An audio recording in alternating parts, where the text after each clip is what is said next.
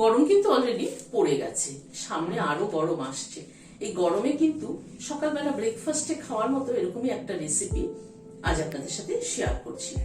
আমরা তো চিড়ের পোলাও অনেক খেয়েছি, আজকে কিন্তু চিড়ে দিয়ে একটা আইটেম আপনাদের সাথে শেয়ার করছি, কিন্তু অত্যন্ত সিম্পল, হালকা, গরমে খাওয়ার জন্য কিন্তু ভীষণ ভালো। চলুন তাহলে দেখতে থাকি কি করে বানানো।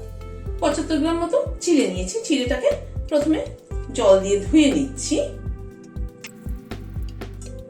জল পাল্টে দুবার ধুয়ে নিচ্ছি। চিড়েটাকে দুবার জল পাল্টে ধুয়ে নিলাম। এই চিড়েটা কিন্তু খুব একটা পাতলাও না, আবার খুব একটা মোটাও না। কিন্তু এই চিড়েগুলো ভিজতে কিন্তু খুব একটা সময় লাগে না। মিনিট 10 এভাবে রেখে দেবো, তাহলেই কিন্তু ভিজে যাবে। ভিজে যাবে বলতে গায়ে যে জল আছে সেই জলেই কিন্তু চিড়েটা ভিজে যাবে। একদম কিন্তু এক্সট্রা কোনো জল দিতে হবে না। ভারী চিড়ে হলে দেখবেন তার মধ্যে কিন্তু একটু জল দিতে হয় এবং ভিজতেও সময় লাগে। আর পাতলা চিড়ে হলে ধুতে ধুতেই কিন্তু গলে যায়।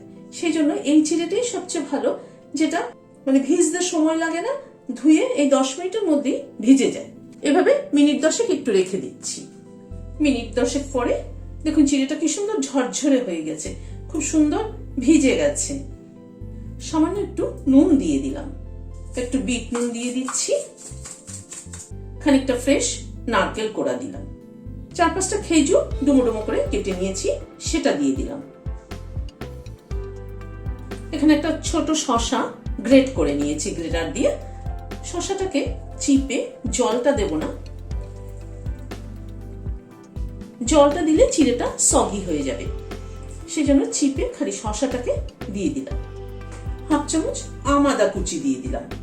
এটা অপশনাল, থাকলে দেবেন, না থাকলে স্কিপ করবেন। তবে আমাদা দিলে না খেতে খুব ভালো লাগে, বাইটে পড়লে আমার পার্সোনালি ভীষণ ভালো লাগে। 1 চামচ গুড় পাউডার দিলাম। আমি এখানে গুড় পাউডার ব্যবহার করলাম, আপনারা চাইলে কিন্তু চিনিও ব্যবহার করতে পারেন। সবকিছুকে একবার একটু মিশিয়ে নিচ্ছি। সবকিছুকে ভালোভাবে মিশিয়ে নিলাম।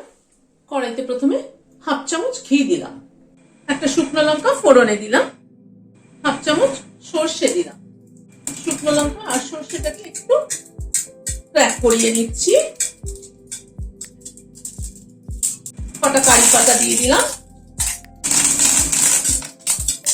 কারি পাতাটাকে দিয়ে একটু নাড়াচাড়া করলাম। নারকেল কুচি করে নিয়েছি খানিকটা দিয়ে দিলাম।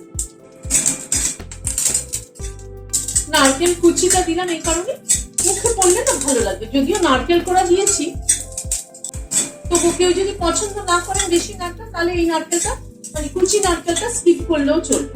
কিন্তু কোড়ানো নারকেলটা দিলে খেতে বেশি ভালো লাগে, কোড়ানো নারকেল কিন্তু স্কিপ করলে চলবে না। নারকেল কুচিটাকে দিয়ে ভেজে নিই। 5টা কাজু দিয়ে দিলাম, কাজুটাকে একটু ভেজে নিচ্ছি। গ্যাসের ফ্লেমটাকে কিন্তু একদম লো রাখতে হবে, লো রেখে ধীরে ধীরে সবকিছুকে ভেজে নিতে হবে। কাজুটাকে দিয়ে একটু নাড়াচাড়া করে নিলাম। এখানে খানিকটা ছোলা, সেদ্ধ ছোলা দিয়ে দিলাম। খানিকটা মুগ, গোটা মুগ যেটা দিয়ে আমরা তরকার ডাল করি, সেই মুগটা ভিজিয়ে রেখেছিলাম সারা রাতে, তারপরে সেদ্ধ করে নিয়েছি। সেদ্ধটা কিন্তু খুব সাবধানে করতে হবে।